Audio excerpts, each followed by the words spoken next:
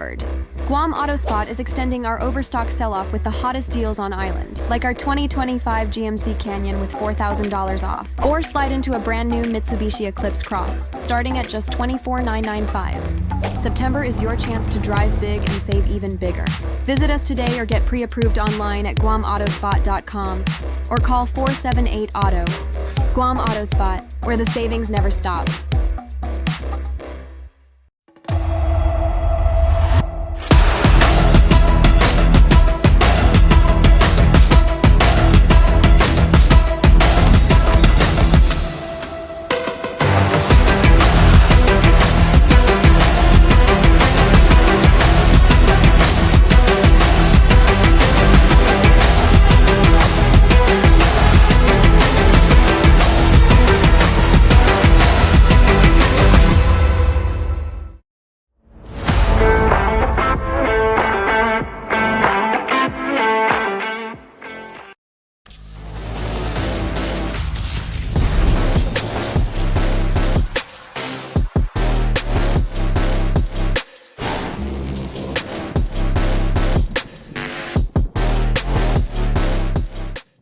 Buy fuel, get Wendy's. Drive to your nearest 76 Circle K and get free Wendy's. Yes, free. Fuel up with $30 and score your choice of a 6-piece crispy chicken nuggets or a juicy junior cheeseburger deluxe. Fresh, hot, and packed with flavor. But hurry, quantities are limited and this delicious deal won't last long. So hit the road to 76 Circle K, fuel up, and get Wendy's free before it's gone.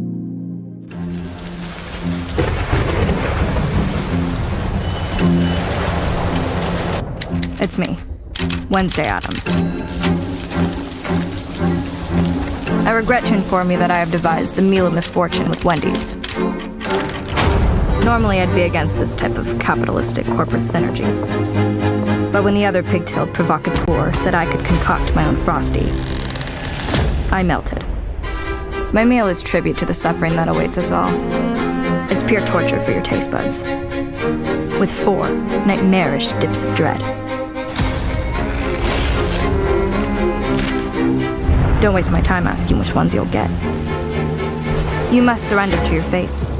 Enjoy the anguish.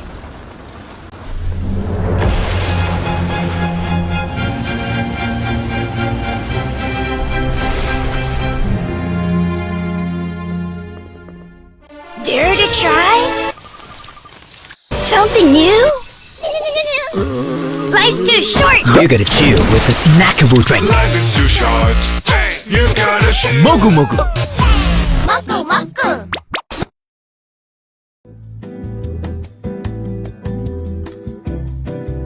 Kandit News is brought to you by 76 Circle K.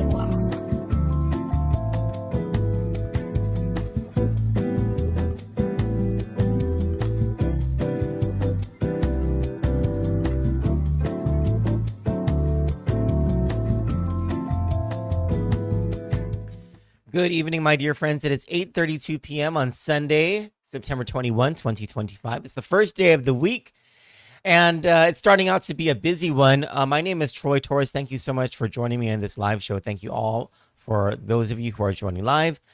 Sister Jen, Auntie Bennett, Brother Jude, thank you so much for your comments, and for all of you who will comment, for all of you who will watch this replay, and for the thousands of you who watch, especially the people of GWA. This show is about my neck of the woods, and I don't even know if where I'm at, which is pretty close to where I'm told the associated areas are at, is affected. I have to check, and I hope that I'm not affected, but I don't know. And I actually did move to GWA at around the same time that this became known to the government. In 2023, GovGuam found that in a certain area of GWA, there was 8 times the acceptable amount of a cancer-causing chemical in the water, and didn't tell the people of GWA until this month. On Thursday, they held a GWA, and I believe GEPA officials were there as well, held a town hall to discuss this matter after sending flyers. Some people received flyers or letters about how it is that there's this chemical name, this pesticide called, I think it's pronounced dieldrin, Dieldrin, which was found in water sampling back in 2023, with some reports within the government made in 2024. The GWA posted things to its website, but did not send mailers out, did not canvass the area, did not go on the news, I mean, this is crazy. Do you guys remember that movie Aaron Brockovich? And remember that the entire basis of that movie was that there was this cover up by this, and it wasn't the government in that movie. It was and the movie was based on on a true story. There was I think it was a power generation company. It was some private company that knew that there were cancer-causing chemicals because of its activities that had found its way into the water of this community was causing cancer. And all these people were dying in this community. And it was, granted, this was over decades. This appears to be over at least 2 years, 2023 to now 2025. This is an insane discovery. And why in the heck didn't EPA and GWA say anything this entire time so that people can take action? So dieldrin, according to information from the Guam Environmental Protection Agency, is classified by the U.S. EPA as a probable human carcinogen. A carcinogen is something that can cause cancer. Levels in drinking water greater than 0.5 UG per liter, or ppb equals 1, I don't know what that means, in 4,000, chance of increased probability developing cancer, in addition to a non-cancer short-term health risk. How can I reduce exposure? This is what this form by EPA says. There is at-home dieldrin water treatment. One is granular activated carbon. Another is reverse osmosis. Boiling water will not remove dieldrin. So if you have unacceptable levels of dieldrin in your water, you are able to safely wash dishes, shower, do laundry, have water activities. I guess maybe swim in the pool is a water activity. I'm guessing, and irrigate plants. How does that work if it's cancer causing?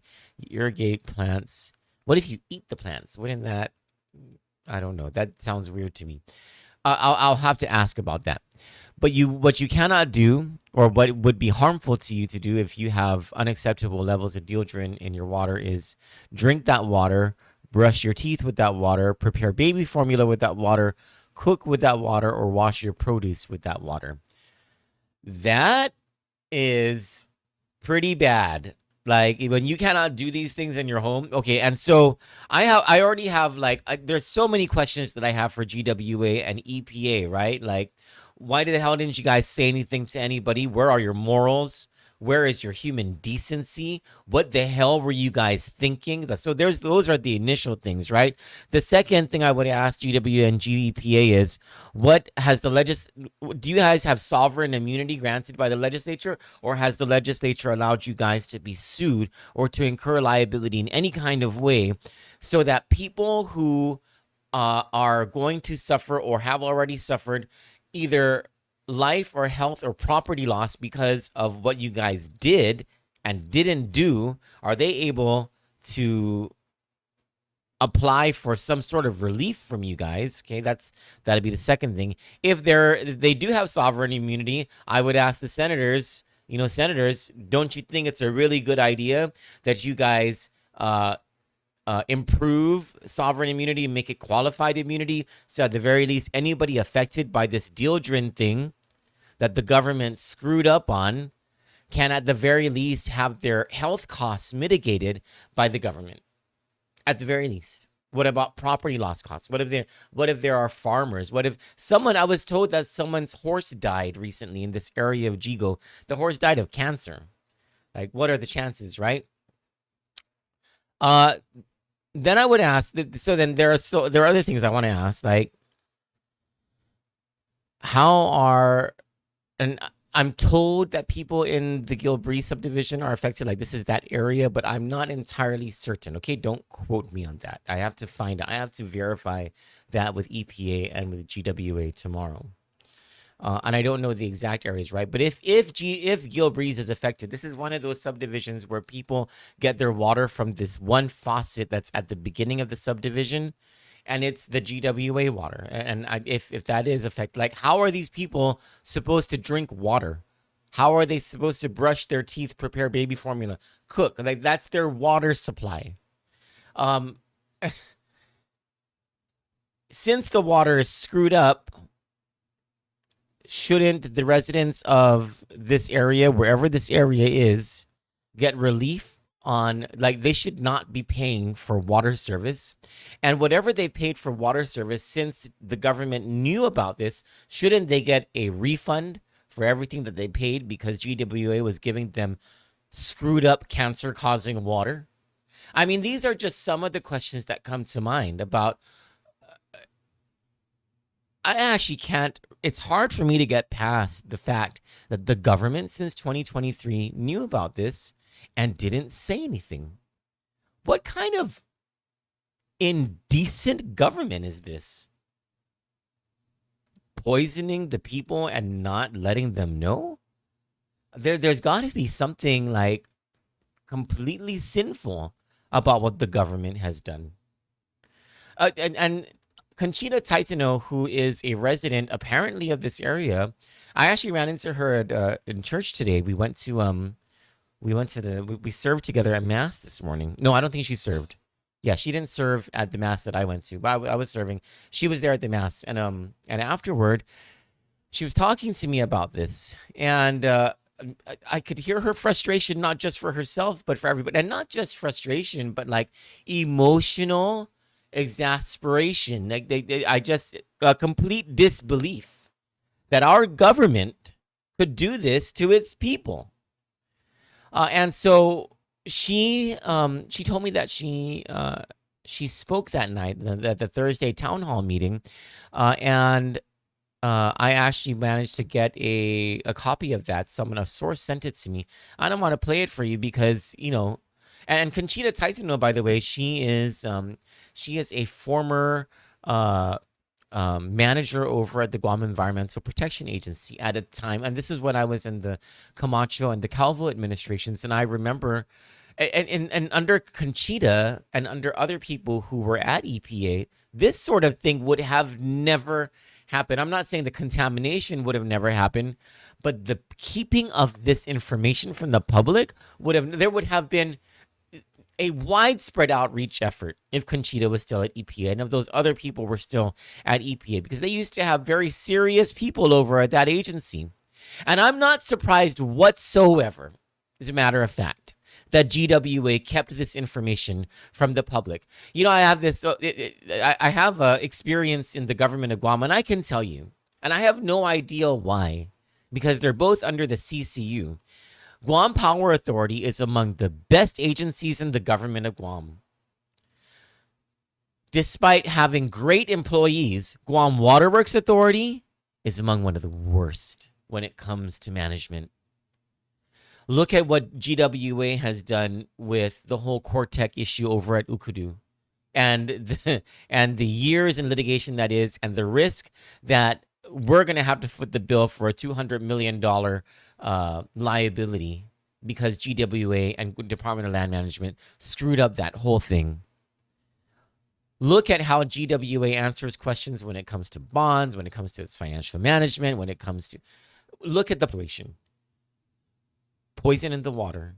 And GWA comes to this town hall meeting and acts like it was in the right because it posted the information on the website.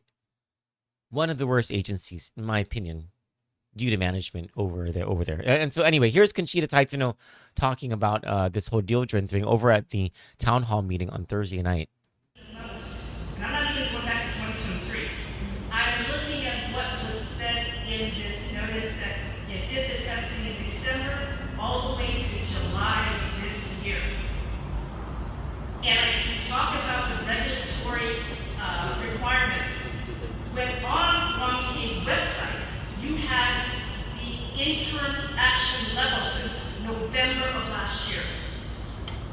And I guess why weren't we told? And I understand this whole process because I work for Mommy Kid. Tom, you know doggone well we had problems down at Oaks Island with PCD. We went immediately as soon as we got the numbers. Because the last thing you do not want to do is hold on to this information because it looks like we're withholding information. And the fact that this is, you had this information for months. And don't tell me that, because the regulations were promulgated since August. When you have interim action levels, it's on your website. I looked at it today. Since November. What is this? Regulatory manipulation where you, on one side, you see it on your website that you had action levels, but on paper, it's over, you couldn't do anything until August.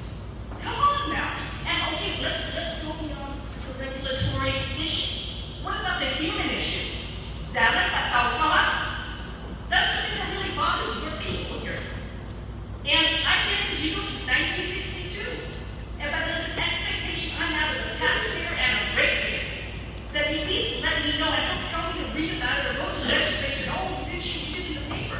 No, what I got in my mail, which I barely checked because it's all the way in Arizona to I didn't know. That's a notice. You guys do a lot for PFAS for crying out loud. Boil water notice. But how many months? And you knew this, and what was it? No excuse for that. Because I know you've done this before. When people are involved, especially like in the case like where the PCDs and down there in Torres Island, we knew the people must eat fish regularly, more than probably most of the people on the rest of the island. But we owe it to them. We owe it to them. And that's what I'm saying to you guys. You owe it to us. And don't talk to me about the regulations because you had interim levels since November. And you could have said something, besides tell us to read or go to some public hearing. Now, no. That's very cool. At least I'm going to say this again. So get on, but you didn't do that. Thank you. You know what kind of government finds poison in the water and for 2 years allows its people to drink that poison? An evil government. I'll try to find out more tomorrow. For Kandit News, I'm Troy Torres. You all have a good night. God bless you, and I love you all. And in a few minutes, I'll start. Was able to do the rosary this morning because I had to serve early this morning, and I couldn't wake up. I wanted to sleep in a little bit, and so I'll pray the Holy Rosary in just a few minutes. And on Sundays, we pray it in Chamorro if you'd like to join in. Good night. You asked, we delivered. Guam AutoSpot is extending our overstock sell-off with the hottest deals on island, like our 2025 GMC Canyon with $4,000 off. Or slide into a brand new Mitsubishi Eclipse Cross, starting at just $24,995. September is your chance to drive big and save even bigger. Visit us today or get pre-approved online at GuamAutoSpot.com or call 478-AUTO. Guam AutoSpot, where the savings never stop.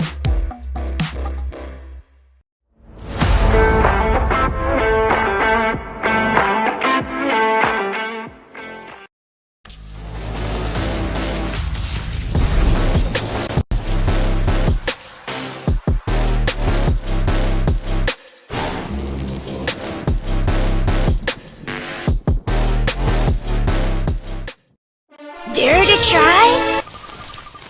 Something new? Life's too short! You gotta chill with a snackable drink. Life is too short. Hey, you gotta chill. Mogu Mogu. Moku moku! Buy fuel, get Wendy's. Drive to your nearest 76 Circle K and get free Wendy's. Yes, free. Fuel up with $30 and score your choice of a 6-piece crispy chicken nuggets or a juicy junior cheeseburger deluxe. Fresh, hot, and packed with flavor. But hurry, quantities are limited and this delicious deal won't last long. So hit the road to 76 Circle K, fuel up, and get Wendy's free before it's gone.